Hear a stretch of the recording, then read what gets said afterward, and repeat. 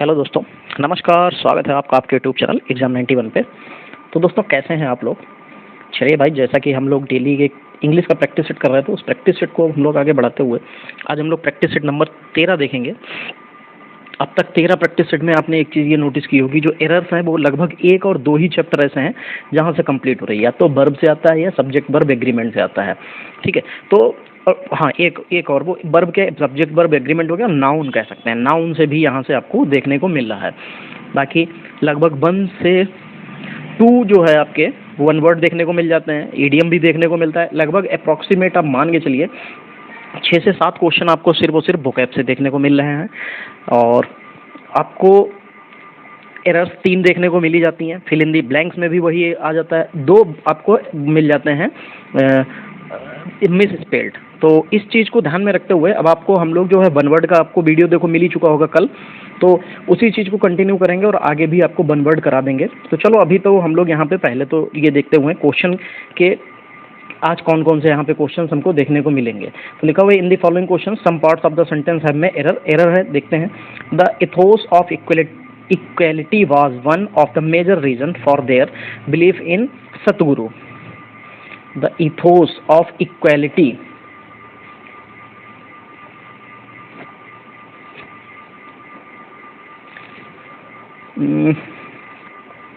देखो, मेन चीज़ ये है कि जो इथोस ऑफ इक्वालिटी है, ये है एक तरीके का कलेक्टिव नाउन, जिसको हम लोग कह सकते हैं समूहवाचक संज्ञा।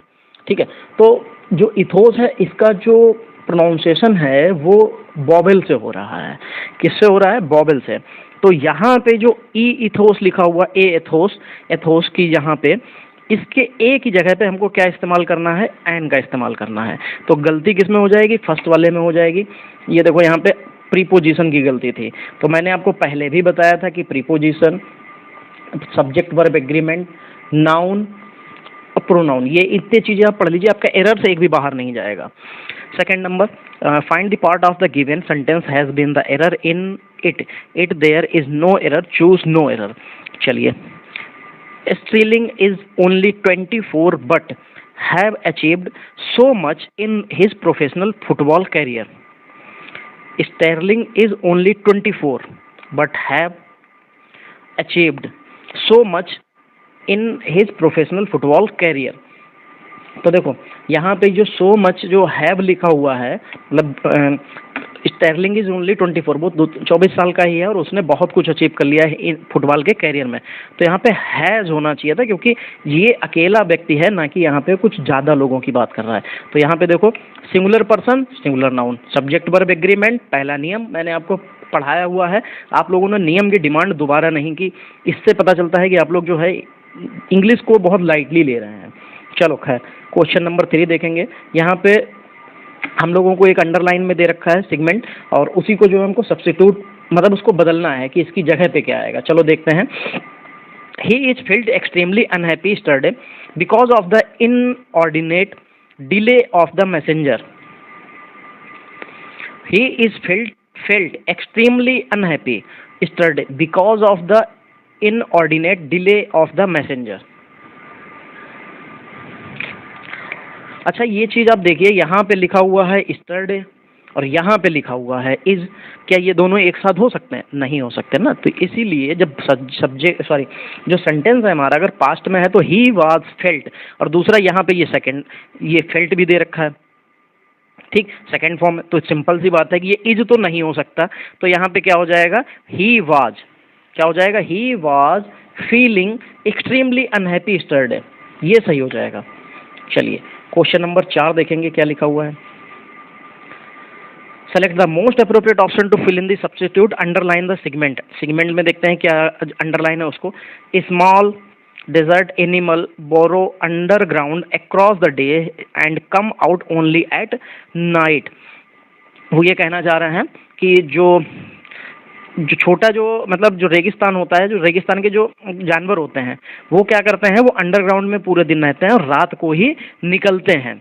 ठीक है, तो यहाँ पे क्या हो जाएगा? जब वो पूरे दिन के लिए अंदर रह रहे हैं जमीन के अंदर, तो एक क्रॉस कैसे हो जाएगा? उसको क्रॉस करते हुए तो जा नहीं रहा था, तो क्या हो जाएगा कि वो अंडर हो जाएगा। ड्यूरिंग होना चाहिए था ना, पूरे दिन के लिए, तो यहाँ पे ड्यूरिंग द डेज होना चाहिए था। तो यहाँ पे ड्यूरिंग द डेज बिल्कुल सही हो जाएगा। चलो भाई 5 नंबर देखिए, select the most appropriate word to fill in the blank. Government personnel of official trips are to claim reimbursement of their expenses। अच्छा भाई, government personnel of on official trips are to claim reimbursement of their expenses. अच्छा उनके, तो यहाँ पे जो है देखो मीनिंग सबके पहले देख लीजिए क्या होता है। ठीक, जो इनिशियल्ड लिखा हुआ है पहला वाला, इसका मतलब होता है हकदार। दूसरा इनिशिएटेड लिखा हुआ है, इनिशिएटेड का मतलब होता है उकसाना।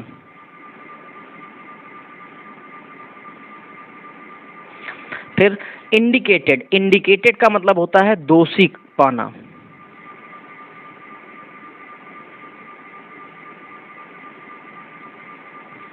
फिर इनवाइटेड, इनवाइटेड का मतलब तो आपको पता है कि आमंत्रित होता है।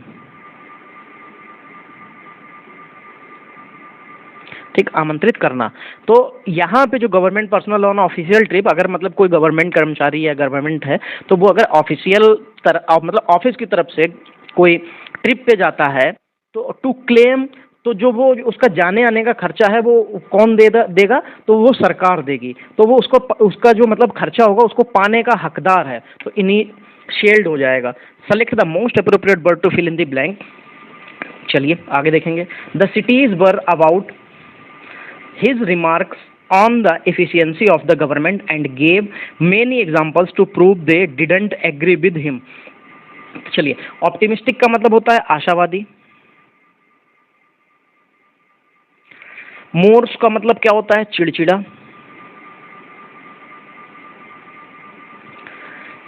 चलिए, रेशनल का मतलब होता है उचित। और साइनिकल का मतलब होता है कुटिल। ठीक है, अब the criticise were about his remark on the efficiency of the government and gave many examples prove they didn't agree with him. The criticise were, तो यहाँ पे कैनिकल हो जाना चाहिए कुटिल, ये बहुत सही बन जाए, क्योंकि आशावादी, जो चिड़चिड़ा और उचित, इनका तो कोई अर्थ बन नहीं पा रहा था। Choose the option that in the active form of the sentence. चलो एक्टिव फॉर्म में इसको बदलते हैं, ये पैसिव फॉर्म में दे रखा है, इसको एक्टिव फॉर्म में बदलते हैं। तो सबसे पहले तो क्या होता है, पैसिव फॉर्म में हमेशा ऑब्जेक्ट से स्टार्ट होता है, फिर आपका जो भी हेल्पिंग वर्ब आती है, फिर वर्ब की थर्ड फॉर्म, फिर जो है ऑब्जेक्ट, और फिर जो है सब्जेक्ट आ जाता है। तो यहाँ पे it was decided by the members that the report would be placed before the chairman for the comments।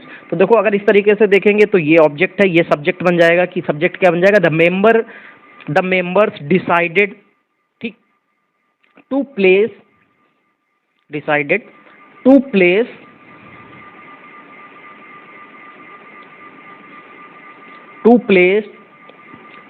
The report.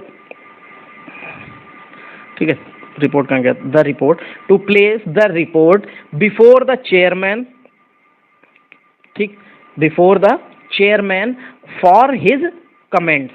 तो ये बन जाएगा। आप कहोगे इट वाज डिसाइडेड, क्योंकि भैया यहाँ पे ऑब्जेक्ट के रूप में यहाँ पे कुछ नहीं था, इसीलिए इट वाज जो है डिसाइडेड किया गया था। ठीक है, चलो, तो इसका मतलब क्या बन जा रहा था, द चेयरमैन तो स्टार्ट होने से रहा, ये तो नहीं था। फिर दूसरा डिड द चेयरमैन, ये भी नहीं था। द चेयरमैन से नहीं स्टार्ट था, द मेंबर डिसाइडेड, चौथा ऑप्शन आपको देखने को मिल रहा है। चलिए, choose the option that is the active form of the verb. अब पैसिव फॉर्म फिर दे रखा है, एक्टिव फॉर्म में बदलना। By whom was the poem written, किसके द्वारा ये पोएम लिखी गई है, या कह सकते हैं कि इसका राइटर कौन है। तो क्या हो जाएगा 8वें का answer, who wrote this poem, ये किताब किसने लिखी। बिल्कुल सही हो जाएगा, पहला ऑप्शन सही देखने को मिल रहा है, क्योंकि वर्ब की थर्ड फॉर्म उसमें लिखी हुई थी और यहाँ पे सेकंड फॉर्म में हमको लेना पड़े, क्योंकि पास्ट की बात हो रही थी, मतलब उसमें जो चेंज करके लेके आएंगे तो wrote. Select the correct indirect form of the given sentence. Neeta said let me see how Pragya perform in the pre board examination. अच्छा, तो नीता सेड, नीता ने कहा था, तो Neeta said that let me की जगह पे क्या हो जाएगा, नीता ने किसके लिए कहा था, नीता ने उसके लिए कहा, तो सी वांटेड, नीता चाहती थी टू सी हाउ प्रज्ञा, कि मतलब नीता चाहती थी कि जो प्रज्ञा है उसने जो प्री बोर्ड एग्जामिनेशन थे उसमें कैसा काम किया है। तो Neeta said that she wanted to see how Pragya perform in her pre board examination. तो पहला ऑप्शन तो बिल्कुल सही दिख रहा, तो यही सही हो जाएगा। दिक्कत तब आती है जब आपके एग्जाम में जब मतलब कोई भी और जो पहला ना सही हो उसके अलावा कोई सही हो, तो आपको सारे पढ़ने भी पड़ते हैं, फिर उनको देखना पड़ता है। चलो, तो यहाँ पे सिनोनियम बताना है। गैरुलस, गैरुलस का मतलब होता है बातूनी, ठीक। टाक्टिव, टाक्टिव का भी मतलब बातूनी होता है, ज्यादा बोलने वाला। कॉन्सिस का मतलब संक्षिप्त होता है। थ्योराइटिव का मतलब होता है जो मोटे या भारी गले का होता है, और ग्यूट्रल का मतलब कंठस्थ होता है। 11 select the most appropriate सिनोनियम of the given word. चलो, टेम्परेट लिखा हुआ है, टेम्परेट का मतलब होता है संयमी, ठीक। क्या होता है, संयमी, या इसको शीतोष्ण भी कहते हैं। चलो, फिर मॉडरेट, मॉडरेट का मतलब क्या होता है, जो बहुत सीमित होता है या मर्यादित होता है, ठीक है। टेम्परेरी, टेम्परेरी का मतलब अस्थायी होता है। टेंटेटिव का मतलब जो मतलब अनिश्चित होता है, वो अभी कंफर्म नहीं है लेकिन एक लगभग में समझ सकते हैं, अनिश्चित। एक्सट्रीम, एक्सट्रीम का मतलब परम या अत्यंत होता है। तो जो संयमी होगा उसका सिनोनियम बताना था, तो इसका मतलब संयमी, तो संयमी मतलब बहुत ही शीतोष्ण, बहुत ही कम। तो मॉडरेट का भी मतलब मर्यादित, जो सीमित होगा, तो मॉडरेट इसका आंसर हो जाएगा। 12 number, in the following question out of the given 4 alternative select the one which is opposite in meaning of the given word. Grudge लिखा हुआ है, तो ग्रज, ग्रज का मतलब क्या होता है, ईर्ष्या रखना,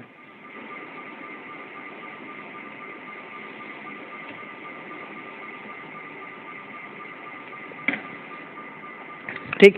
ग्रज का मतलब ईर्ष्या रखना। स्पाइट, स्पाइट का मतलब घृणा करना होता है, तो ईर्ष्या करना या घृणा करना, अपमान करना लगभग एक जैसा हो जाएगा, ठीक। और फिर एवर्स लिखा हुआ है, क्या लिखा हुआ है, एवर्स, एवर्स का मतलब क्या होता है यार, मुझे तो नहीं याद आ रहा। खैर, गुडविल लिखा हुआ, गुडविल का मतलब तो सद्भावना होता है, ठीक। गुडविल का मतलब क्या होता है, सद्भावना या मित्र भाव होता है। और डिसलाइक का मतलब जिसको पसंद नहीं करते, नापसंद हो जाएगा।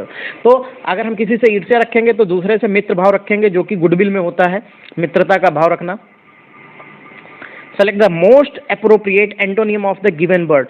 क्वेल लिखा हुआ है, क्वेल का मतलब तो शांत होता है, क्या होता है, शांत करना होता है।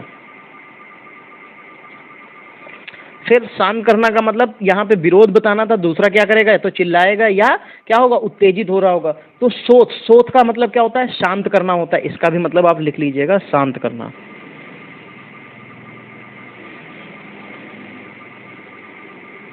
ठीक।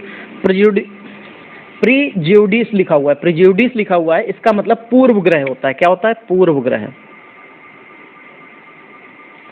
फिर एग्रावेट लिखा हुआ है, एग्रावेट, एग्रावेट का मतलब उत्तेजित करना होता है। और रेज, रेज का मतलब क्या होता है, नष्ट करना होता है। तो एग्रावेट का मतलब उत्तेजित करना, यानी कि शांत का उत्तेजित करना, बिल्कुल अपोजिट हो जाएगा। चलो, इनकरेक्टली स्पेल्ड बताना है, इनकरेक्टली स्पेल्ड देखेंगे यहाँ पे क्या हो जाएगा। एलिगेशन लिखा हुआ है, डिसअप्रूव लिखा हुआ है, परमानेंट लिखा हुआ है, और ग्रामर लिखा हुआ है, ठीक। तो स्पेलिंग में अगर हम लोग इसमें मिस स्पेल्ड की बात करेंगे तो बच्चे, बहुत से लोगों को ग्रामर की स्पेलिंग में कंफ्यूजन होती है, ये याद रखना। जो बहुत से बच्चे होते हैं उनको ग्रामर की स्पेलिंग में गलती आती है, ठीक। तो याद रखना, यहाँ पे GRAMMER लिखा हुआ है, लेकिन ये गलत होती है। GRAMMAR होता है ग्रामर, ग्रामर मतलब व्याकरण होता है, समझ रहे हो। आप ग्रामर, बताओ इंग्लिश पेपर दे रहे हो, ग्रामर की स्पेलिंग अगर गलत हो जाएगी तो कितनी बड़ी बात हो जाएगी। चलिए, एलिगेशन का आरोप बिल्कुल सही लिखा हुआ है, डिसअप्रूव का स्वीकार करना बिल्कुल सही है, परमानेंट का स्थायी, ये भी सही है। चलो, यहाँ पे हमको फिर इनकरेक्टली स्पेल्ड बताना है। ट्रैंक्विलिटी लिखा हुआ है, ठीक। ट्रैंक्विलिटी का मतलब वैसे तो शांति होता है, आगे देखेंगे। शेड्यूल लिखा हुआ है, शेड्यूल का मतलब जो है अनुसूचित, सॉरी, अनुसूची या समय सारणी भी होता है। फिर शेड्यूल का कह सकते हैं, शेड्यूल का अनुसूची या समय सारणी होता है। एक्सेलरेशन त्वरण गति वर्धन होता है, और वैक्यूम का निर्वात होता है। तो शेड्यूल की स्पेलिंग SCHEDULE, शेड्यूल बिल्कुल सही है। ACCELERATI एक्सेलरेशन बिल्कुल सही है। वैक्यूम VACWUM होता है, तो वैक्यूम, ये भी सही है। ट्रैंक्विलिटी की स्पेलिंग गलत है, TRE लिखा हुआ है और TRA होता है, TRANQUILITY। ट्रैंक्विलिटी इसका मतलब शांति होता है, ठीक, 16 नंबर देखिए क्या लिखा हुआ है, select the word which means the same as the group of words given, resistance resistant to the particular infection, resistant to the particular infection. अच्छा, मतलब रेसिस्टेंट का तो मतलब एक तरीके से रुकना हो गया या मना करना हो गया, टू अ पर्टिकुलर इन्फेक्शन, अगर किसी जो पर्टिकुलर इन्फेक्शन अगर उसको रोक लिया जाए तो या खत्म कर दिया जाए तो वो रोग मुक्त हो जाएगा, और रोग मुक्त या सुरक्षित हो सकता है। तो सुरक्षित के लिए देखें तो इनोसेंट, मतलब इनोसेंट का तो निर्दोष या बहुत सब मतलब शांत वाला कह सकते हैं इनोसेंट। ठीक, इम्यून, इम्यून का मतलब क्या होता है, तो इम्यून का मतलब बिल्कुल रोग मुक्त होता है या सुरक्षित होता है, और यही इसका आंसर हो जाएगा। बचा इमोर्टल, इमोर्टल का तो अमर होता है, ये मरणशील नहीं होता है। और इनैक्वस, इनैक्वस का मतलब होता है नुकसान रहित, जिसमें हमको नुकसान ना हुआ हो। चलिए, most appropriate meaning of the underline EDM बताना है, gift of the grab. Opportunity के लिए ये बोला जाता है कि गिफ्ट ऑफ द ग्रैब, मतलब जो आपको अपॉर्चुनिटी मिली हो, गिफ्ट ऑफ द गैब मतलब जो अपॉर्चुनिटी के लिए बोला जाता है। तो my aunt has the gift of the gab and can socialise in any group, तो गिफ्ट ऑफ द गैब बोलने में कुशलता के लिए भी होता है। ठीक, तो क्या हो जाता है, एबिलिटी टू स्पीक, ये हो जाता है। तो गिफ्ट ऑफ द गैप बोलने की स्वतंत्रता हो सकती है, बोलने की में कुशलता हो सकती है। तो एबिलिटी टू स्पीक इलोक्वेंटली, क्वेंटिली लिखा हुआ है, इलोक्वेंटली मतलब बोलने में कुशलता होनी चाहिए। चलो, appropriate meaning of the given idiom, तो देखिए हेड इन द क्लाउड्स, क्या लिखा हुआ है कि head in the clouds, to head in the clouds.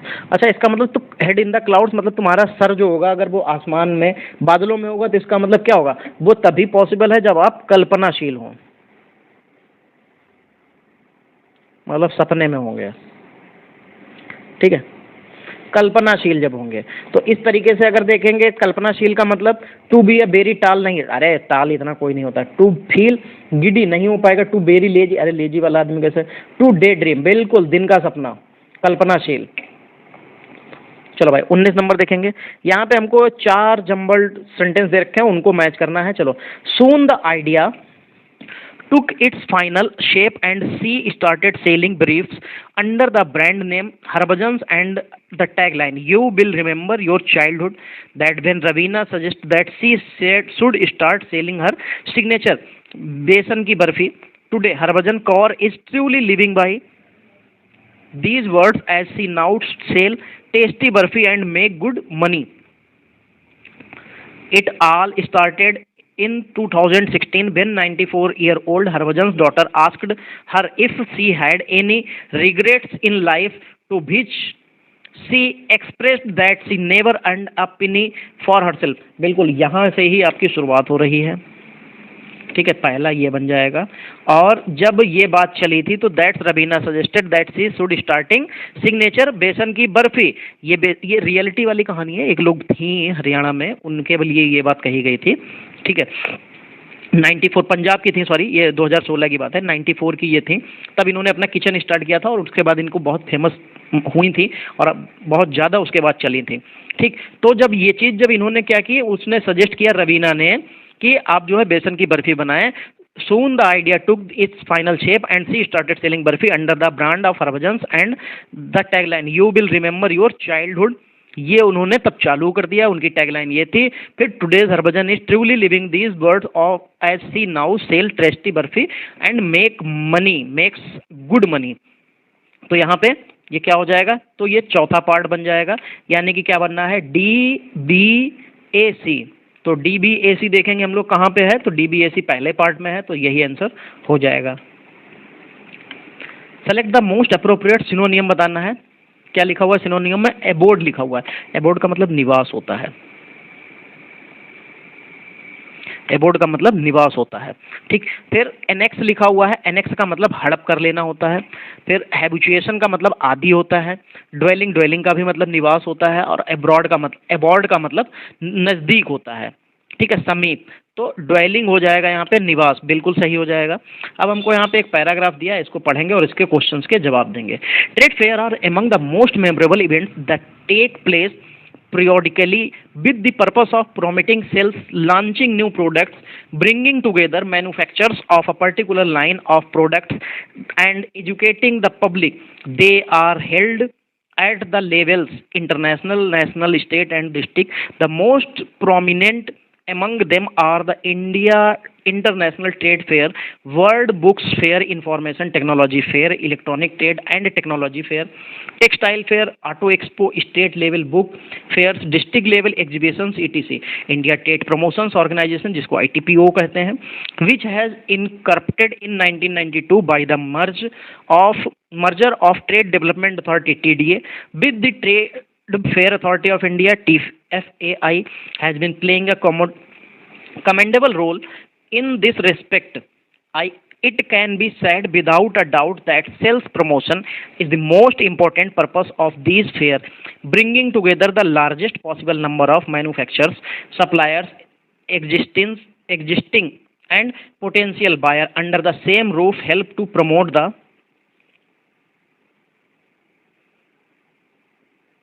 products in an effective way.